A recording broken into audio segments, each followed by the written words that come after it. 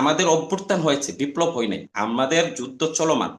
আমরা আরেকটি বিপ্লব করব যদি আওয়ামী লীগ আসে। জেনতেন নির্বাচন করতে গেলে এই জেনতেন নির্বাচনের জন্য বিএনপির দলীয় কর্মীরা তারা হচ্ছে এই নির্বাচন সফল করতে পারে নাই। ওকে। আরো যারা ছিল কোন রাজনৈতিক দলই পারে নাই, তারা ব্যর্থ হয়েছে। তারা যদি আবারও একই ভুল করে, ওই ভুলের খেসারত তাদেরকে দিতে হবে এবং তাদের দল ছেড়ে তাদের কর্মীরা, তাদের সমর্থকরা দলে দলে এই তরুণদের আমাদের, আমরা বলছি না যে আমাদের কাছে আসবে, অর্থাৎ যারাই এই যে শহীদদের অভিপ্রায়, শহীদদের আকাঙ্ক্ষা নিয়ে কথা বলবে, মাঠে নামবে, তাদের পাশেই এদেশের জনগণ দাঁড়াবে, এদেশের তরুণ সমাজ দাঁড়াবে। প্রথমত, আমাদের জুলাই অভ্যুত্থানে যারা জীবন দিয়েছে, যারা পঙ্গুত্ব বরণ করেছে, আমাদের এক দফা দাবি ছিল আহ ফ্যাসিবাদী ব্যবস্থার বিলোপ এবং নতুন রাজনৈতিক বন্দোবস্ত। তো এক দফার জন্য যে সকল শহীদরা জীবন দিয়েছে এবং যারা পঙ্গুত্ব বরণ করেছে, আমাদের এক দফা এখনো বাস্তবায়ন হয়নি। এবং আপনার বক্তব্য থেকে উঠে এসেছে কিছু কিছু মানুষ এবং কিছু রাজনৈতিক দলের নেতারা আমাদেরকে কিংস পার্টি বলতেছে। আমরা বলতে চাই, তারা যখন আয়নাঘরে ছিল, তাদের দলের অনেক নেতাকর্মী, তাদের দলের অনেক নেতাকর্মী যখন কারাগারে ছিল বন্দি অবস্থায়, তাদের দলের অনেক নেতাকর্মী কারাগারে বন্দি অবস্থায় যখন ফাঁসির মঞ্চ তাদের জন্য অপেক্ষা করছিল, তারা কারাগার থেকে, ওই আয়নাঘর থেকে বের হয়ে এসে আমাদেরকে বলছে আমরা আবাবিল পাখি, আমরা হিমিলনের বাসিওয়ালা। যতই দিন যাচ্ছে, তারা একটা সময় বলতেছে আমরা মিলেমিশে সংস্কার করব। তো যতই দিন যাচ্ছে, ক্ষমতা লোভীরা ক্ষমতার জন্য তারা এখন আমাদেরকে বলতেছে আমরা বাচ্চা ছেলে, আমরা তরুণ। তারা নানান ভাবে আমাদেরকে দূরে সরাই দিতে চায়। আমরা স্পষ্টভাবে বলতে চাই, যারা কিংস পার্টি আমাদেরকে বলতে চায়, তারা আমাদের মনোবল দুর্বল করতে চাচ্ছে। যারা কিংস পার্টি, অর্থাৎ তারা ক্ষমতায় থেকে এক হাতে অস্ত্র নিয়ে, এক হাতে টাকা নিয়ে তারা ক্ষমতায় ছিল এবং দীর্ঘ সময় পরে বর্তমানে এসে তারা জনগণের পার্টি হয়ে গেছে। তারা তো ক্ষমতায় থেকে তারা হচ্ছে তারা কিংস পার্টি ছিল। আমরা, আমার পাশের সহযোদ্ধা শহীদ হয়েছে, আমার চোখের সামনে, আমার সামনের সহযোদ্ধা শহীদ হয়েছে, আমার পিছনের সহযোদ্ধা শহীদ হয়েছে। আমরা একটি অভ্যুত্থানের মাধ্যমে একটি অভ্যুত্থান সংগঠিত হয়েছে, কিন্তু বিপ্লব হয়নি। আপনি বলছেন যে আওয়ামী লীগ বর্তমান ব্যবস্থায় নির্বাচনে অংশগ্রহণ করতে পারবে। অবশ্যই বর্তমান যে সংবিধান রয়েছে, আমরা অভ্যুত্থানের মাধ্যমে এই সংবিধান বিলুপ্ত হয়ে গেছে। আওয়ামী লীগ চাইলে এখন অংশগ্রহণ করতে পারবে না। কিন্তু যদি আওয়ামী লীগ এখন অংশগ্রহণ করে, আমরা স্পষ্ট বলে দিচ্ছি, আমাদের অভ্যুত্থান হয়েছে, বিপ্লব হয় নাই, আমাদের যুদ্ধ চলমান। আমরা আরেকটি বিপ্লব করব যদি আওয়ামী লীগ আসে। কারণ এর দূষর যারা আমার ভাইকে হত্যা করেছে, তাদেরকে যদি, তারা যদি পুনর্বাসিত হতে চায় নির্বাচনের মাধ্যমে, আমরা থেমে থাকবো না। আমাদের যে সাহস, অর্থাৎ আমরা অলরেডি আমরা বলছি আমরা যে শহীদ, আমরা আমরা শহীদ। কারণ আমার যে ভাইটি আমার পাশে থেকে শহীদ হয়েছে, যারা আহত হয়েছে, আমরা তো একটা বোনাস জীবন নিয়ে বেঁচে আছি। আমি ওখানে শহীদ হতে পারতাম, আমার যারা বেঁচে আছে তাদের অনেকে এখানে শহীদ হতে পারত। অর্থাৎ আমাদের 5ই আগস্টের পরে আমাদের যে জীবন, এটা হচ্ছে আমাদের বোনাস জীবন।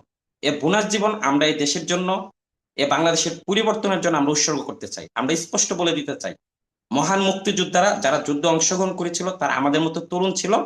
তাদেরকে ভুলিয়ে, তাদেরকে নানান ভাবে, অর্থাৎ মহান মুক্তিযোদ্ধা নানান সুযোগ সুবিধা দিয়ে মুক্তিযুদ্ধকে ছিনতাই করা হয়েছে এবং এই মুক্তিযুদ্ধকে ভারত ছিনতাই করেছে। এখনো তথাকথিত যে রাজনীতিবিদরা, তারা আমাদের এই অভ্যুত্থানকে, আমাদের এই বিপ্লবকে তারা ছিনতাই করতে চাচ্ছে। তারা বের হয়ে যখন আমাদের আবাবিল পাখি বলছে এবং আমাদেরকে যখন হিমিলিয়নের বাসিওয়ালা বলছে, এ মন বুলানো কথা, তোমরা জাতীয় বীর বা এ ধরনের কথায় আমরা মুগ্ধ নই। আমরা 71-এর মহান মুক্তিযোদ্ধারা, যে যে কৃষক মুক্তিযোদ্ধারা কৃষিকাজে ফিরে গেছে, মানে দেশ স্বাধীনের পরে যে শিক্ষক মুক্তিযোদ্ধা শিক্ষকতা ফিরে গেছে, অর্থাৎ মুক্তিযোদ্ধারা যারা নিজ নিজ পেশায় ফিরে গিয়ে রাজনীতিবিদদের হাতে দেশের দায়িত্ব তুলে দিয়েছে, আমরা এই ভুলটা করতে চাই না। আমরা বিপ্লব করেছি, বিপ্লব চলমান রয়েছে। অভ্যুত্থানের পরে যারা বিপ্লবের অংশীদার ছিল, আমার শহীদ পরিবারের সদস্যগণ, আমার আহত যোদ্ধারা এবং সম্মুখ সারিতে আমরা যারা যুদ্ধ করেছি, নেতৃত্ব দিয়েছি, আমরা সকলে মিলেমিশে বিভাজনের রাজনীতি দূরে রেখে আমরা সকলে মিলে রাষ্ট্রের পুনর্গঠন করব। এখনো যদি কেউ জেনতের নির্বাচন করতে চাই, জেনতের নির্বাচন আমরা রুখে দিব। আমরা জেনতের নির্বাচনের আগে অবশ্যই আমরা রাস্তায় নামবো, রাজপথে নামবো এবং আমাদের যে এক দফা ফ্যাসিবাদী ব্যবস্থার বিলোপ এবং নতুন রাজনীতি আমরা অবশ্যই বাস্তবায়ন করব। সেক্ষেত্রে এক্ষেত্রে এখানে জাতীয় সরকার হওয়ার কথা ছিল। আপনাদের মুখোমুখি হতে যাচ্ছে বিএনপি এবং জামাত ইসলাম, বড় দুটি রাজনৈতিক দল, কিভাবে মোকাবেলা করবেন আপনি? আমরা অবশ্যই তাদেরকে সাথে রেখে আমরা রাষ্ট্রের পুনর্গঠন করতে চাচ্ছি, আমরা সংস্কার টানতে চাচ্ছি, আমরা সবাইকে বন্ধু বানাতে চাচ্ছি, এখানে আমরা সকলেই মিত্র। কারণ শেখ হাসিনা তারা চাচ্ছে এই সংস্কার শুধুমাত্র আপনাদের দায়িত্ব নয়, এটা তাদেরও দায়িত্ব, তারাও এই আন্দোলনে ছিল, তারাও সরকারে গিয়ে এই ধরনের সংস্কারকে কন্টিনিউ করবে, কিন্তু আপনারা শুধুমাত্র এই সংস্কারের নামে শুধুমাত্র নির্বাচনকে পিছানোর জন্য একটা চেষ্টা চালাচ্ছেন।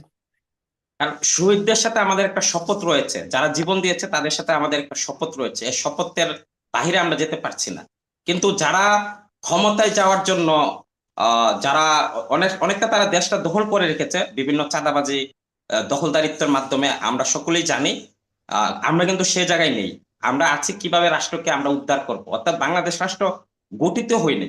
বাংলাদেশ রাষ্ট্র গঠন হওয়ার পর হচ্ছে একটা নির্বাচনের মাধ্যমে এই রাষ্ট্রটা আমরা চালিয়ে নিতে হবে।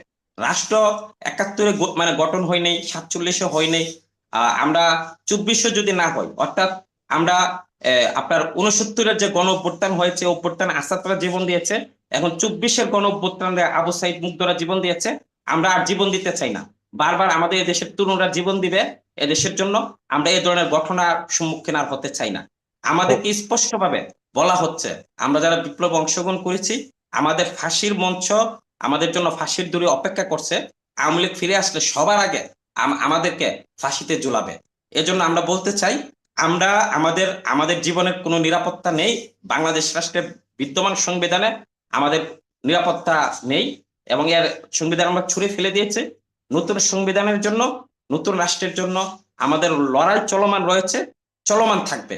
এবং এই লড়াইয়ে আমাদের যে আহত যে যোদ্ধারা আছে, যারা বেঁচে আছে, তারা অংশগ্রহণ করবে, আমাদের শহীদ পরিবারের সদস্যরা অংশগ্রহণ করবে, আমাদের যারা বিপ্লবী আমরা ছিলাম, আমরা সকলে মিলে। এবং সেই যুদ্ধে বিএনপি যারা করে, যারা বিএনপির নতুন রাজনীতিতে যারা বিশ্বাস করে, তারা বিএনপি ছেড়ে আমাদের সাথে এই লড়াই যুক্ত হবে, জামাত ছেড়ে আমাদের এই লড়াই যুক্ত হবে। কারণ বাংলাদেশের মূল লড়াই এখানে, বাংলাদেশের মূল লড়াই ক্ষমতায় যাওয়ার লড়াই না, অর্থাৎ বিএনপি কে ক্ষমতায় নেওয়া, জামাতকে ক্ষমতায় যাওয়ার লড়াই, জনগণের লড়াই না। মানে এটাকে আপনি চাচ্ছেন বিএনপি যারা করে এবং জামাত ইসলাম যারা করে তারাও তাদের দল ছেড়ে আপনাদের দলে যোগদান করবে রাজনৈতিক ভাবে, এটা আশা করছেন আপনারা? অবশ্যই, কারণ আমি আবারও বলছি, জেনতেন নির্বাচন করতে গেলে এই জেনতেন নির্বাচনের জন্য বিএনপির দলীয় কর্মীরা তারা হচ্ছে এই নির্বাচন সফল করতে পারে নাই। আরো যারা ছিল, কোন রাজনৈতিক দলই পারে নাই, তারা ব্যর্থ হয়েছে। তারা যদি আবারও একই ভুল করে, ওই ভুলের খেসারত তাদেরকে দিতে হবে এবং তাদের দল ছেড়ে তাদের কর্মীরা, তাদের সমর্থকরা দলে দলে এই তরুণদের আমাদের, আমরা বলছি না যে আমাদের কাছে আসবে, অর্থাৎ যারাই এই যে শহীদদের অভিপ্রায়, শহীদদের আকাঙ্ক্ষা নিয়ে কথা বলবে, মাঠে নামবে, তাদের পাশেই এদেশের জনগণ দাঁড়াবে, এদেশের তরুণ সমাজ দাঁড়াবে। এটা আমরা বিশ্বাস করি, আমরা লালন করি, ধারণ করি।